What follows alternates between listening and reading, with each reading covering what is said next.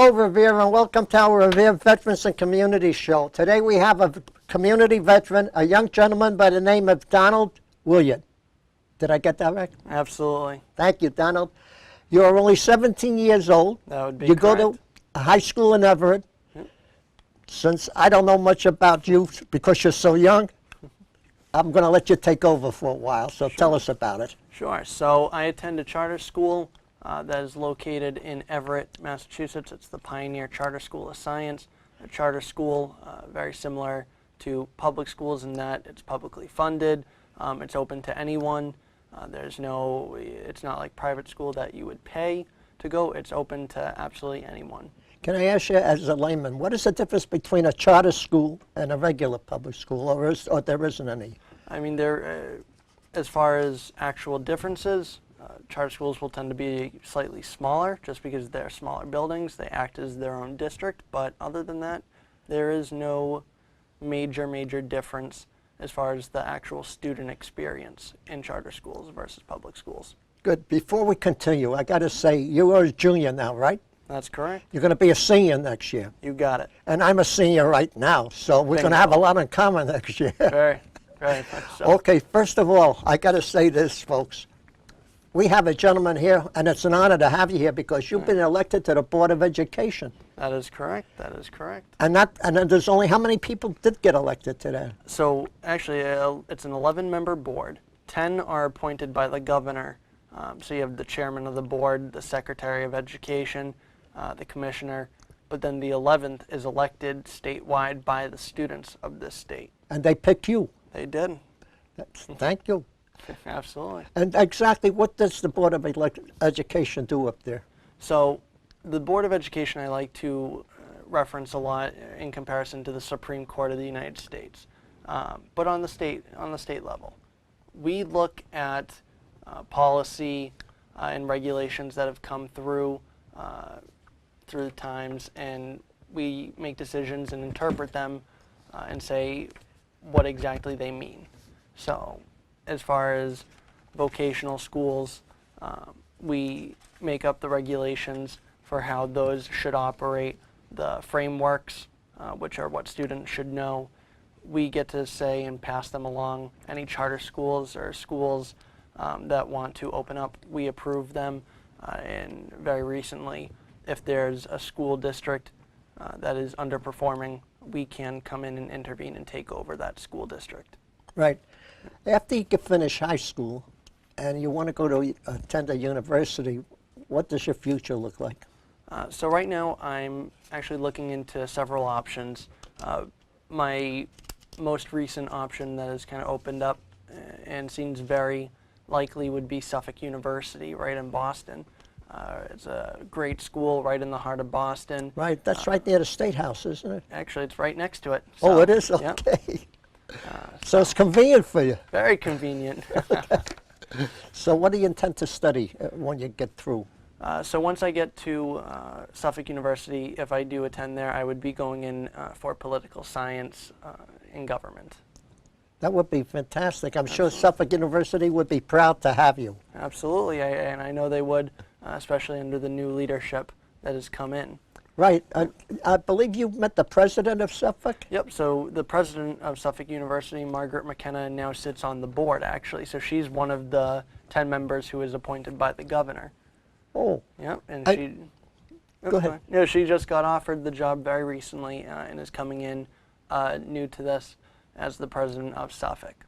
Right, and you are going to meet the governor sometimes, I believe, this week, if I understand? Absolutely. So tell us about that. So on Thursday, the Massachusetts Teacher of the Year Award will be presented at the State House. Most likely he will be there. However, definitely will be the Commissioner, the Secretary of Education, and that will be this Thursday, June 11th, I believe it is. Right, so the Teacher of the Year Award has already been determined. It's already been voted on. Yep. Could you tell us who that teacher is? Because we'd love to let the people know. Yep, so it's Dr. Jeffrey Shea for this year, 2015. He's a social studies history teacher, absolutely excellent man. What school and what town? So Belmont, Oh. the Belmonte School. And I think it's great that we have such fine educators in the state of Massachusetts that are willing to put effort beyond what is ever expected of them. I think that's a great quality to have, not just in teachers, but in people in general. And Jeffrey has absolutely showed that during his tenure, and that's why he was selected. What's his, Jeffrey, what's his last name? Jeffrey Shea. S-H-A-Y? S-H-E-A. Oh, S-H-E-A? Thank you, Mr. Shea, and good luck to you out there from the people of Revere. We honor him. Yep, Because absolutely. we also have a man who's been elected as a state, nationwide, and he's retiring, our superintendent, Dr. Dakin. Yep. I've met Mr. Dakin a handful of times. Great Right. man as well. And Dr. Dakin, when you retire, from the people of Revere, we wish you the best of luck out there, and thank you for the good things you did for the city of Revere. Now, I want to get into your family a little bit, so I'm going to, since I don't know you that well, or your family that well, I'm going to let you tell us about it. Absolutely. So I grew up in Chelsea, Massachusetts, a small city right next to Revere. And very recently, I want to say about 2 years ago, I decided, along with my family, that we needed change, and we moved together to Revere. It was a great opportunity to move to such a great city, one that is very community-based, very happy people in general, very high morale in this city. And with the beach as a bonus, Right. we decided to come here and spend our days here for now. But you know something, moving to Revere, you could see a lot of construction going on. We have a great mayor, Dan Rizzo. He's been our mayor for 4 years, and he's doing a tremendous job building up the city of Revere. So if you look around, you can see what's happening on Broadway, what's happening on Winthrop Avenue, what's happening with the bridge on Winthrop Avenue. It is a little, it does create a little traffic problem, but that's expected. Yep. But after it's finished, it'll be a blessing in disguise because you'll be safer going over. I hate to go over that bridge, and every time I used to think, jeepers, sometimes I would have to park over the railroad, and I say, God, what happens if this gives way here? And a train is coming underneath. I could get killed both ways, falling down in the train belt of me. Absolutely. By the way, before we continue, we give this to military veterans, but in your case, we're going to make an exception because you are a community veteran and you do so much for the community. So take care of this. This is from the City of Revere and the Veterans Association. Thank you, Morris. I appreciate it. It's a You great earned it. honor. You deserve it. It's a great honor. Okay, I want to talk about your family a little bit. We discussed this before we went on the air because I'm the first generation American. You're the second generation. Tell us about your grandparents, your parents, etc. Yep, so I was born here, my parents were born here, my grandparents were born here, but beyond that, I know ties lead all the way to Newfoundland. So they're Canadians. Yeah, before they merged. Oh, Before the merger. okay, the next thing I want to talk, I want to expand on this because you're familiar with the Wounded Warrior Project. Yep, so I've always been a proud supporter of the veterans. I think there's no real higher calling than serving your country, especially one as great as the one that we live in. So to veterans, I owe them at least some work, and so I do my work in servitude through the Wounded Warrior Project by supporting events that they do, donating to their causes. A while ago, an event that really always kind of stuck out in my head, and I had a pleasure to meet new veterans, was through Fitchburg State University. They held a benefit hockey game, and that was a great experience meeting all the veterans there. That's fantastic. So that we talked about the tell us about it. You know, I met the governor and Karen Polito at the Matola Post, but how do you feel as a young man when you meet the politicians that are really up high? Yeah, so, I mean, the first time I'll actually be able to meet the governor is on June 25th. He'll actually be doing my re-swearing in. So this past Thursday on June 4th, I was elected, or re-elected, I should say, to the board. Last year when I was elected the first time, the students voted on a vision. This year they voted on an actual track record. And so through that... Is this all the students in the Commonwealth or just a couple from different schools? So the students in the Commonwealth, every school has an opportunity to send 2 students. Yep. So similar to the Electoral College, how you have a set number of people who actually do the voting. Right. So every high school will send 2 students to their regional student advisory councils. Then from there, state delegates elected, and the state delegates will actually carry out their votes on their behalf. Right, now I got to ask you, since you're still a junior school, what is your favorite subjects that you like in school? So one of my favorite subjects, Morris, is the fine arts, the musics. So any music course I'm a huge fan of, and that's more so deep-rooted. Not that I dislike the history, the math, and the sciences, but that I truly feel that it's good to have a taste in everything. And a lot of schools nowadays are kind of turning their backs on the fine arts, and I think it's That's important true. that everybody has a taste in everything and gets to really go out and enjoy what's put out in this world. So I think if any kid ever takes the time to go out to Fine Arts Museum in Boston, or just sit and listen to classical or even modern music and just take time to do that, I think that's important in today's world. So your favorite was like music, right? Absolutely. In school. My favorite was hooky. Don't tell me that. I'm part of the board. Yeah, but this is 70 some odd years ago. So I thought you like it. And by the way, talking about music, I love music myself. Absolutely. I play it for the seniors. I listen to it at home, and I like all kinds of music. Classical. The only ones I don't care too much about is the rap music. I don't know how you feel about that. I think it's a give and take a little bit. So there's some music that I'll like and some music that I won't like as much as others. But for the most part, Do you have a particular type of music that you like? Like, for example, classical, Latin, or rock, or Broadway shows, or whatever? well, I'm a huge fan of the newer modern type of music, electronic dance music. But I think that's just more so. You know, what I it's favor. funny you mentioned this because I just heard recently Rolling Stones, a group who've been around 6 decades or 60 years. They're getting together again to tour America, maybe as their final time. So you could see, so they must be, if there's 60 years, they must be in their late 70s or early 80s, still playing. All right. And there's a piano player who still plays by the name of Irving Fields, 99 years old, still plays the keyboard. That's fantastic. Yeah. Fantastic. I play the keyboard myself, actually, a little bit. How did you learn to play? Did you take lessons or you just picked it up? So from my school, actually. Oh, so that, yes, that's good. My school offered guitar and keyboarding, and so I decided to take both. Really, like I said, reinforcing those, reinforcing the belief that we should have a taste in everything. And even though I had to turn my back on some advanced courses like AP courses, I was okay with that, knowing that I was going to get a taste in the fine arts, which I think is equally important. That's fantastic. Now, you mentioned to me that you have a cousin who was a veteran or is a veteran. His name is Daniel Libby. That's correct, Danny Libby. Let us hear about Mr. Libby. So Danny is a Navy corpsman, so he's...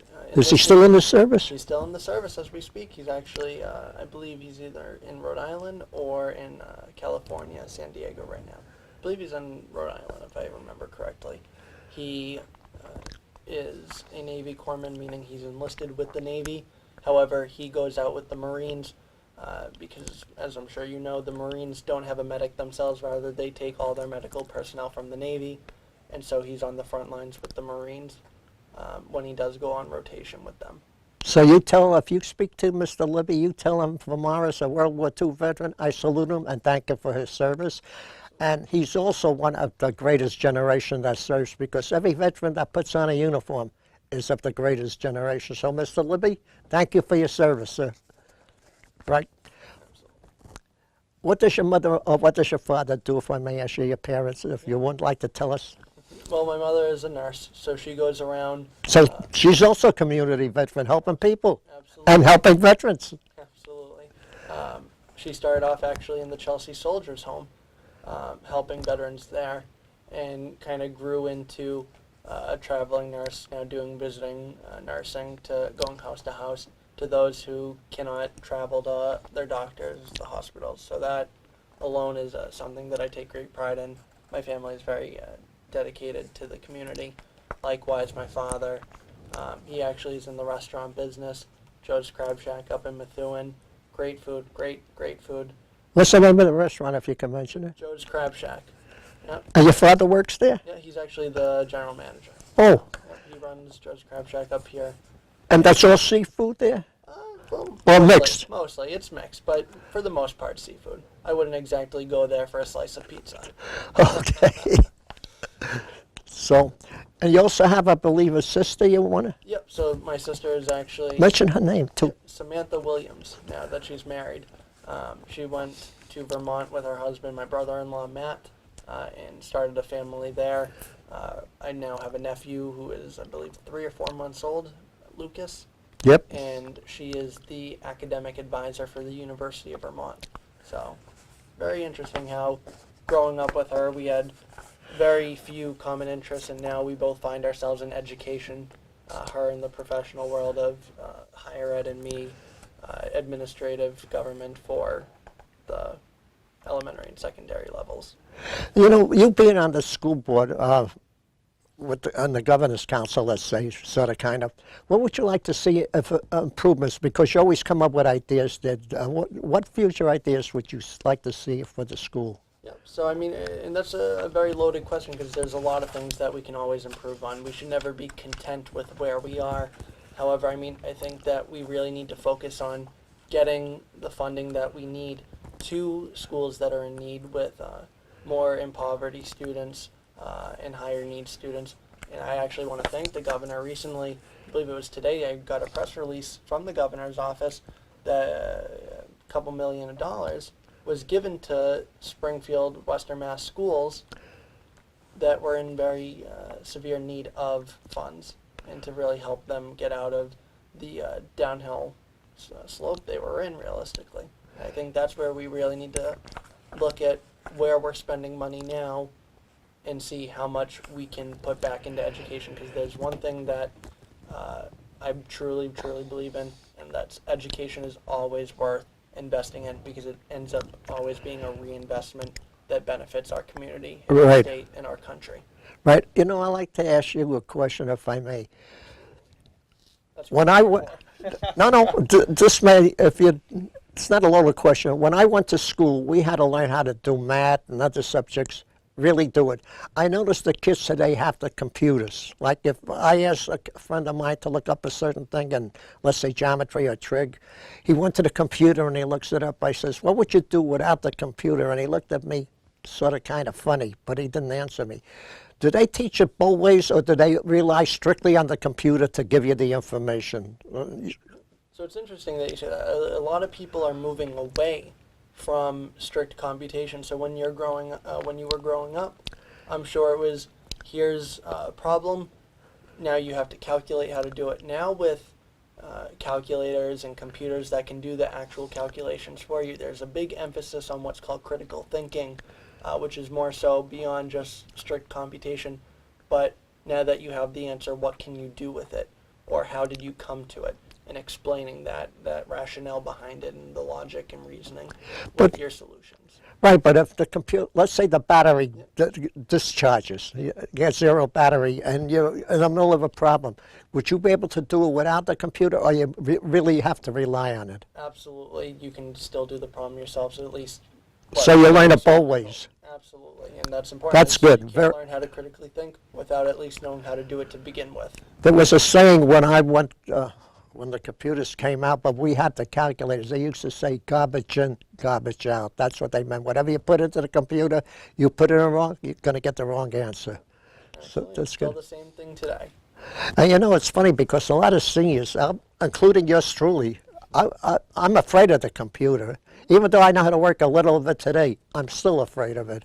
Yep, because there's so much on there. But you know, if you want to know something like about world history, or about the news today, or even about what you talked about, all types of music on there, I'm going to let you tell us about that, because you probably know the computer better than yours truly. Go ahead. So, if I heard you correctly, pretty much we're asking, is there a reason to be afraid of technology nowadays? Is there? I mean, Let me tell you, for 30 years, people would want to show me how to work the computer, and I was shun away from it because I was terrified of it. yeah, and absolutely. I think now, when computers were new, There was this big angst and fear of them coming into our lives. However, now that the new generation is coming along, growing up with them, and with all the new advancements that have been taking place today in society from the great education that we're giving our students, there's more of an acceptance. Right, and my little granddaughter, great-granddaughter, let me say my great-granddaughter, the little one, she's about 4.5, 5 years old.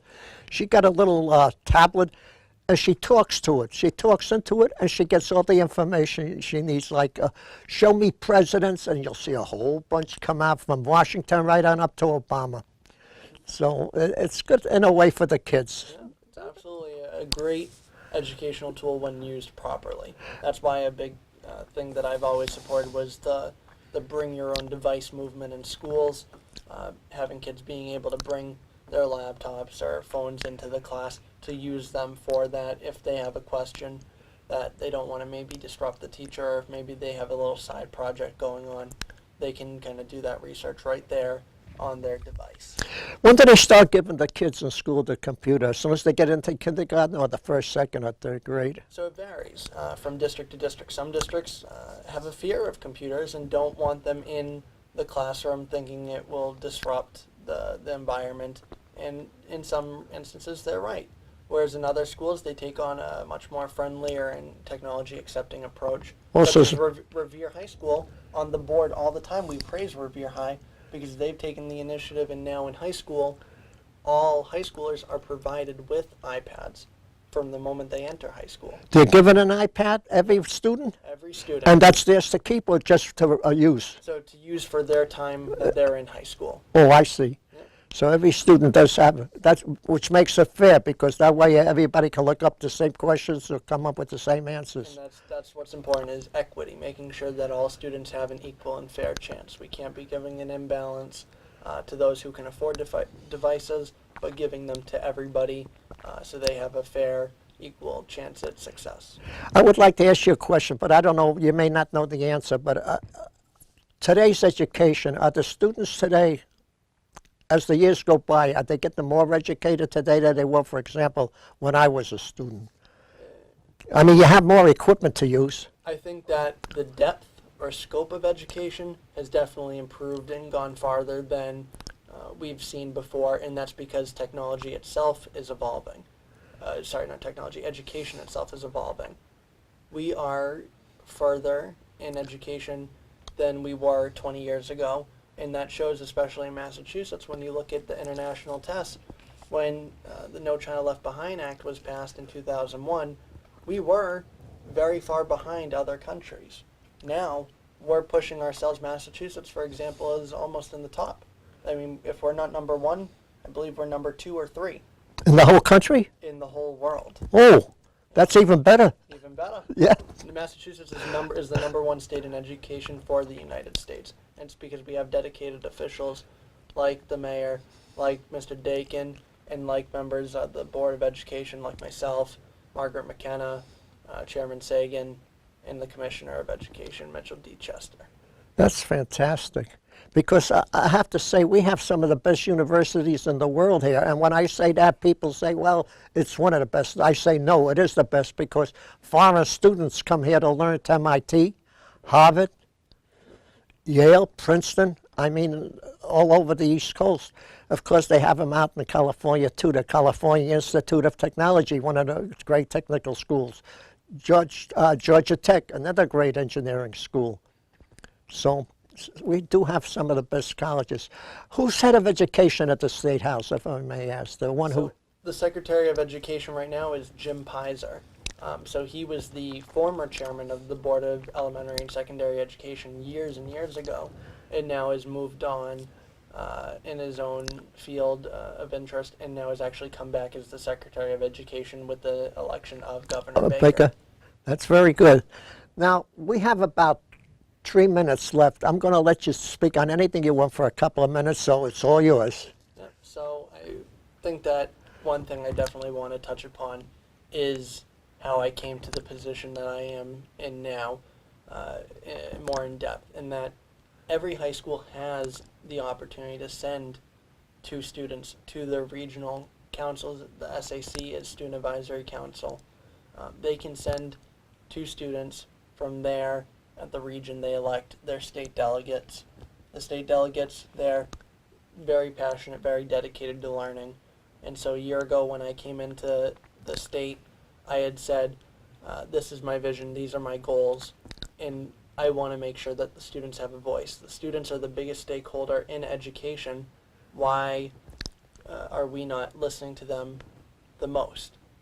And so one thing that I dedicated myself to was making sure that students this past year have had a voice, and the students were happy with how I did in that regard, and have moved on to re-electing me on June 4th, 2015, which I'm very excited for, very humbled by, and I look forward to having a great year with that.